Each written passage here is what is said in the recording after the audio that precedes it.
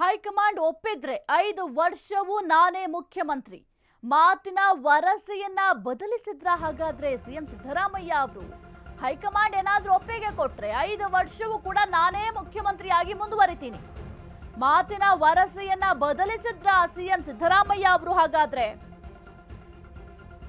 5 ವರ್ಷ ನಾನೇ ಮುಖ್ಯಮಂತ್ರಿ ಅಂತ ಸಿದ್ದರಾಮಯ್ಯ ಅವರು ಪದೇ ಪದೇ ಹೇಳ್ತಾ ಇದ್ರು. ಆದ್ರೆ ಈಗ ಹೈಕಮಾಂಡ್ ಒಪ್ಪಿದ್ರೆ ಮಾತ್ರ ಅಂತ ಸಿದ್ದರಾಮಯ್ಯ ಅವರು ಹೇಳ್ತಾ ಇದ್ದಾರೆ. ನಾಯಕತ್ವ ಫೈಟ್ ಮಧ್ಯೆ ಸಿಎಂ ಸಿದ್ದರಾಮಯ್ಯ ಈ ಒಂದು ಹೇಳಿಕೆಯನ್ನ ಕೊಟ್ಟಿದ್ದಾರೆ.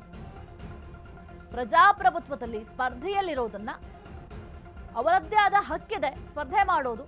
ಎಲ್ಲರಿಗೂ ಪ್ರಜಾಪ್ರಭುತ್ವದಲ್ಲಿ ಅವರದ್ದೇ ಆದ ಹಕ್ಕಿದೆ. ಎಲ್ಲದಕ್ಕೂ ಹೈಕಮಾಂಡ್ ತೀರ್ಮಾನವೇ ಅಂತಿಮ.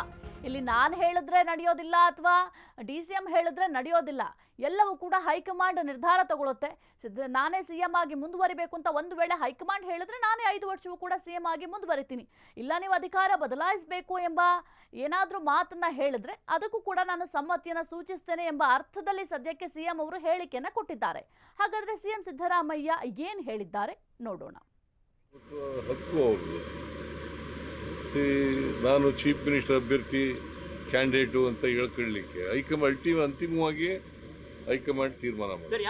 ಪ್ರಜಾಪ್ರಭುತ್ವದಲ್ಲಿ ಸ್ಪರ್ಧೆಯಲ್ಲಿರೋರಿಗೆ ನಾವು ತಪ್ಪಿಸೋಕ್ಕಾಗೋದಿಲ್ಲ. ಸ್ಪರ್ಧೆಯಲ್ಲಿ ಇರಬೇಡಿ ಅಂತೂ ಹೇಳೋಕ್ಕಾಗಲ್ಲ. ಪ್ರಜಾಪ್ರಭುತ್ವ ಹಕ್ಕು ಅವ್ರದ್ದು. ನಾನು ಚೀಫ್ ಮಿನಿಸ್ಟರ್ ಅಭ್ಯರ್ಥಿ ಕ್ಯಾಂಡಿಡೇಟು ಅಂತ ಹೇಳ್ಕೊಳ್ಳಿಕ್ಕೆ ಹೈಕಮಾಂಡ್ ಅಂತಿಮವಾಗಿ ಹೈಕಮಾಂಡ್ ತೀರ್ಮಾನ